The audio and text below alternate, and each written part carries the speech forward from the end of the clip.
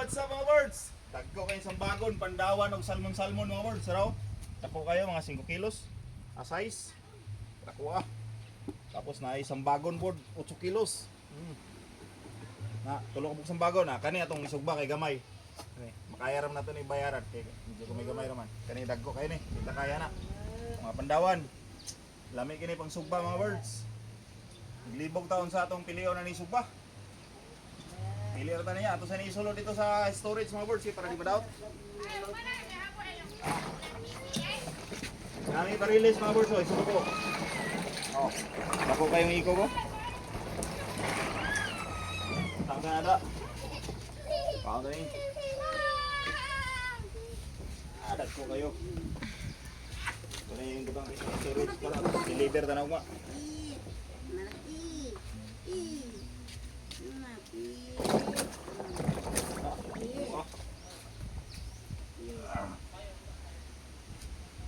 Oh, grabe oh. Lisod siya tao butang mo.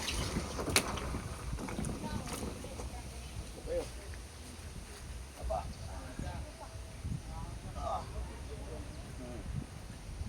Harap.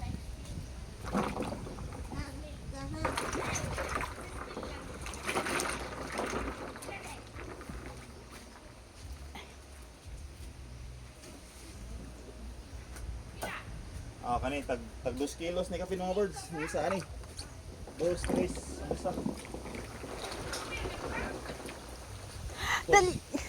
Puno tagtulay mga birds, kawian. Labas kay mga matambaka.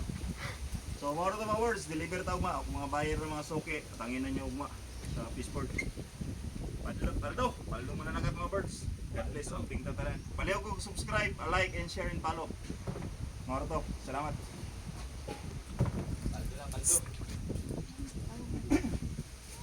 Hi Bing. Paldo. Kau launa na pake. Yes na. Record sa launa. Ah, laon na. Langsa si Dada dito ka lula, kay Langsa. Oh, good boy, a good girl.